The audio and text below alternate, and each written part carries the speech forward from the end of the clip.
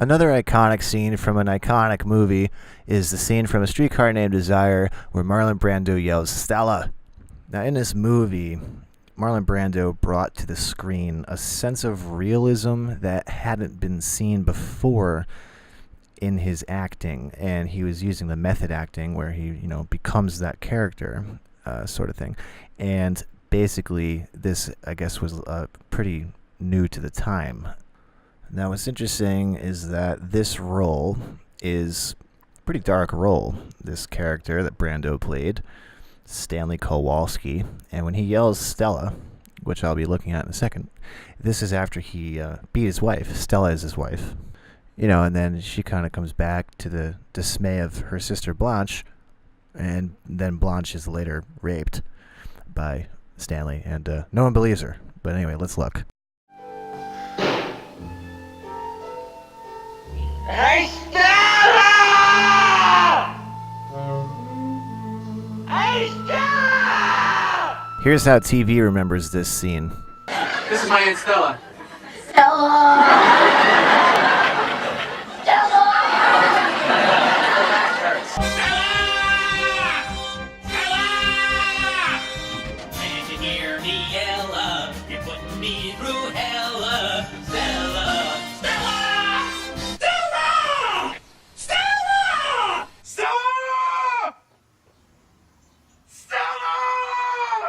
So the difference is between Hey, Stella!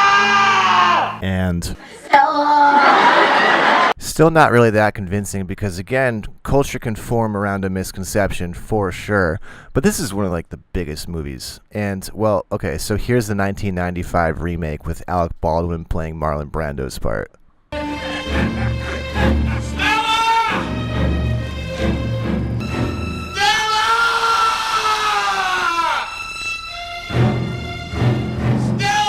But wait, you say, this was just made for television.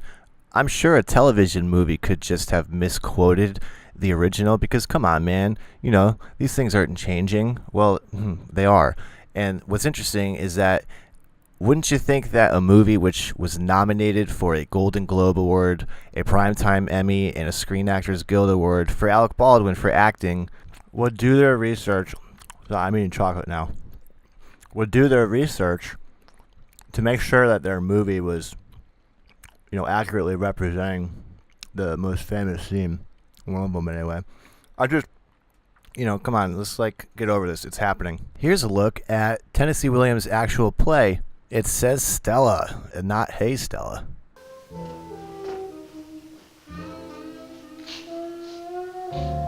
Hey, Stella! You put that howling down there and go to bed. You want some? Why am I clothes down here? You shut up! You gotta get the law, are you? Stella! Beat that woman and then call her back, or she ain't gonna come. You're gonna have a baby. Listen, I'll say haul you in and turn a fire on What's just like the other last time. down here? You stink.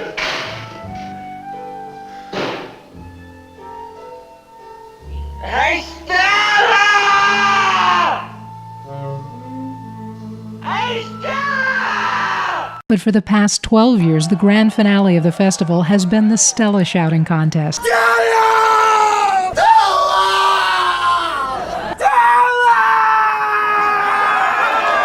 Just what has compelled these people to channel their most angst-ridden inner Brando on an otherwise beautiful Sunday afternoon in the Quarter? This is in homage to the war battle-torn characters, love mates, Stanley and Stella Kowalski in Tennessee Williams' Streetcar Named Desire.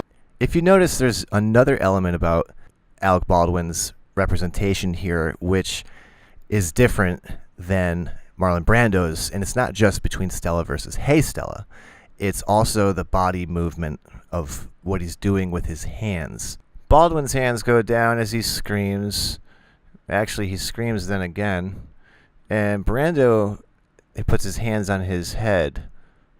This reminds me a bit of the Rodin Thinker, where his hand used to be on his forehead for many people, and now it's going in his mouth.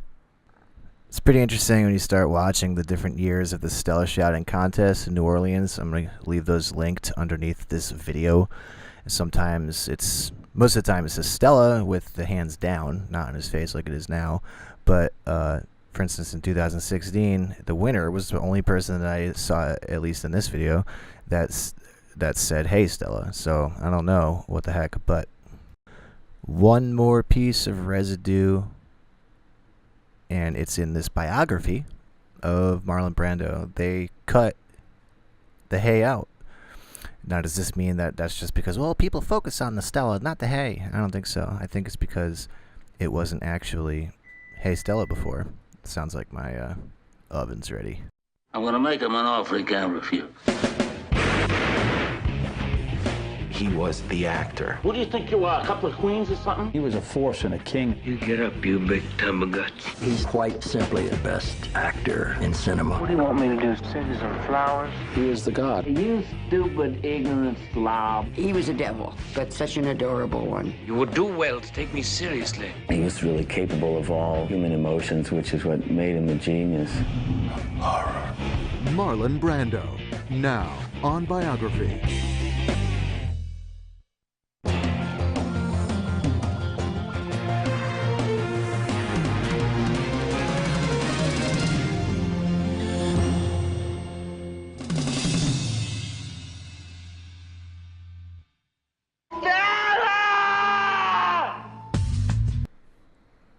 Okay, so basically this one changed. Great. Who cares? Well, I don't know, man.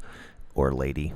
It's just one more. It's as significant as any of them. And if we're trying to see past the mechanics of these things, then, why don't we take a look at the significance of that film or play, in general, plus the significance of Brando, like as far as him bringing realism to the screen. Those are things that are, in my opinion, on the forefront. At least we can look into what these things are and investigate them and see if there's any certain elements about them that seem to be, because let's remember, it seems like there's a pattern with the things that are changing that are iconic things that people, they get drilled into people's heads, and it just happens to be movies and music sometimes, and this movie, it's pretty interesting. It's like, my thing is, if it's such a, horrible role, right, like the character of Stanley Kowalski played by Marlon Brando, then why was it portrayed in such an attractive light? Like this guy, this really pushed acting over the edge into this land of realism, right? And it's not like it would, it could have been a different kind of a role, like not such a, bad person. But anyway, that's about it from me. Pretty significant, this here story, Streetcar Named Desire. And I'm done, but if you're interested in what somebody has to say about this, and it's not the ultimate meaning, but of Streetcar Named Desire, then keep watching now. In this lesson, we will examine A Streetcar Named Desire, and we'll look at when it came out, identify the main characters and basic elements of the plot, as well as examine how it is an example of both social and psychological realism. At the end of its premiere on Broadway, the audience of A Streetcar Named Desire sat quiet. Apparently, they were a little shocked. But after the shock wore off, they went wild, applauding for 30 minutes straight. What could be so controversial, so shocking, and worth applauding for 30 minutes straight? In order to understand the phenomena of A Streetcar Named Desire, we need to take a look at the cultural scene at the time. In 1947, when Streetcar came on the scene, people were entertained by lighthearted productions, and musical comedies were hugely popular. It was a time after World War II, and people were in a state of happy complacency, enjoying a carefree life free from the burdens of being at war. But Tennessee Williams had something new in store, some deep and slightly dark portrayals of human existence. He had just produced his first big success, The Glass Menagerie, a play about the inner turmoil experienced by a brother and sister who struggle to fill the expectations of their overbearing mother. While The Glass Menagerie was definitely a little controversial at the time for its portrayal of a dysfunctional family life, A Streetcar Named Desire completely broke down the door of convention with its portrayal of sexuality, violence, and a slow, rather tragic demise into insanity. Elements like these weren't talked about in public, and they certainly weren't shown on public stages, so people were taken aback at first. In the end, Williams' portrayals were so real that audiences fell in love with this play. It went on to win the Pulitzer Prize for Best Drama, and to later become an American film classic. Looking at a breakdown of the play, A Streetcar Named Desire takes place in a run-down section of New Orleans, where jazz and booze flow constantly, where different cultures intermingle, and where street fights are common. Starts off on a streetcar named, you guessed it, Desire, where Blanche Dubois, the main character, steps off into the steamy and volatile setting. For the record, Blanche is a highly emotional, flamboyant sort of southern belle, fleeing from the loss of her ancestral plantation, Belle Reve. I say sort of a Southern belle because this is the image she tries to portray, wearing super frilly dresses and constantly flirting, when in fact her beauty is fading, and she is really an out-of-work school teacher with a shady past. She does try to uphold the fantasy though, and she's always reminiscing about better times in a very poetic and dreamy kind of way. Blanche uses her poetic speech to create this fantasy image of herself in order to cover up a rather shady past, which is understandable. She's dealing with guilt from her husband committing suicide, which took place after she discovered him in bed with another man. And then, having trouble coping with the loss of her husband and loss of her estate, she ends up sleeping with one of her students, which causes her to lose her job. So when Blanche arrives with this haunted sort of past, she comes to stay with her sister Stella and her brother-in-law Stanley Kowalski. Stella is pregnant, and they're both living in a rundown tiny apartment, but they seem pretty happy. The drama starts in right away, as Blanche flirts about the apartment like an old-school Southern belle, while Stanley interrogates her about losing his wife's estate. Stanley Kowalski is a crude, straight-to-the-point, brawling factory part salesman who doesn't buy any of Blanche's romantic fantasies. Stanley's often called primitive, compared to an animal in the play, and dominates the scene physically, acting according to his wants and desires. Not exactly the well-behaved citizen who follows the rules and expectations of society. Blanche and Stanley have some pretty serious sexual tension, but mostly they just bicker, with Blanche calling him a drunk animal thing, and Stanley stomping around the apartment trying to reclaim his territory and maintain his position as man of the house. From Stanley's perspective, Blanche is maybe the worst roommate ever, constantly complaining about the apartment and bad-mouthing him, and then drinking all of the booze and making it hard for him to sleep with his wife. At one point, the argument goes so far that violence ensues. Stanley becomes enraged by Blanche's and Stella's lack of respect for him, and he ends up beating his pregnant wife, Stella. Afterward, when he realizes that she has left him, he becomes remorseful, and in a famous scene, he stumbles out into the street calling, "Stella!" He reminds me of a whiny toddler at this point.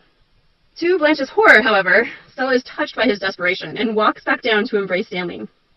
And after this traumatic event, in an effort to keep Stella, Stanley tries to tolerate her sister Blanche. Not that Blanche wants to be there. She would love for a handsome and wealthy gentleman to come and sweep her off her feet. But since there are no handsome or wealthy gentlemen around, she ends up settling for Mitch, one of Stanley's fellow factory workers. But just when she's charmed Mitch into marrying her, Stanley tells him all about the scandals of her past, which breaks up the couple for good. This causes Blanche to sink even deeper into insanity. She actually dresses up in even more gaudy costumes, puts on a tiara, and starts talking full-time to Shem Hutley, who she keeps saying is going to come and send for her to come and stay with him on his yacht in the Caribbean. It's hard not to feel sorry for Blanche at this point. If she hasn't completely lost her marbles, she's definitely on the path to do so. Certainly, she is not stable enough to handle being sexually assaulted. But that's what happens. Stanley comes home and starts a fight with Blanche, and she resists, but ends up losing the battle and becoming a victim of rape via Stanley. The irony is that for a character who's known for living in a fantasy world, when she does actually tell the truth and reveal that Stanley raped her, no one believes her. She is too psychologically fragile to handle this, and she ends up completely losing her sanity. While Blanche is sent off to a mental institution, Stella and Stanley go on as a couple taking care of their baby. All in all, a pretty tragic story. Now that we know the basic plot, we can view this play for its portrayal of social realism, which means that it realistically shows relationships going on in society at the time. Specifically, A Streetcar Named Desire is a commentary on the social changes taking place during the first half of the 20th century due to industrialization and immigration. When Streetcar came out, there was a definite clash between different classes and cultures. Immigrants were often viewed as second-class citizens, and there was a ton of prejudice and judgment about whether immigrants were really American. Blanche represents the old-school traditions, which separated races and classes, whereas Stanley and Stella represent the new mixing of class and culture. When Blanche shows up in New Orleans, she is full of prejudice about class, which is out of place in New Orleans and in direct contrast to her sister and Stanley's relationship. And when Blanche touches on a sensitive issue and tries to belittle Stanley by referring to his Polish heritage, he gets super defensive, shouting, "I'm American!" So you can see how Stanley and Blanche are not only super volatile characters, but how they also represent this larger confrontation going on in the culture at the time about what it really means to be American. Williams's work is also known for its psychological realism, meaning that in his plays, we get to see reality not necessarily as it exists in the physical world, but as it exists in the mind. The trip down the lane of mental instability is common in Williams's work, and it can be just a little disturbing because it seems kind of plausible. For example, we've all been in that situation where something we really wanted to happen just didn't, and we just have to deal with it. Williams gives us characters who are often unable to just deal with it, and we get a close look into the frailty of the human mind. In A Streetcar Named Desire, Blanche literally blocks out the harsh light of reality, using a paper lantern to cover up the bright bulb in the Kowalski apartment. Her comment on the light is informative when she says, "I don't want realism, I want magic. Yes, magic. I try to give that to people. I misrepresent things to them. I don't tell the truth. I tell what ought to be the truth. And if that is sinful, then let me be damned for it. Don't turn on the light." In this line, she confesses her inability to confront reality, and it is painful to watch her become more and more mentally unstable as she struggles to escape from the reality of her current situation by living in a fantasy. We all have desire, which for Blanche is taken to an extreme. Desire is ultimately her demise, and in Blanche, Tennessee Williams gives us a sad, yet realistic portrayal of the frailty of the human psyche. To sum up, for its disturbing yet realistic portrayal, A Streetcar Named Desire is known as one of the best dramas in American contemporary literature, openly exploring the controversial themes of sexuality, violence, and mental instability. It broke traditional conventions of the time and opened the door for writers to explore the darker side of humanity.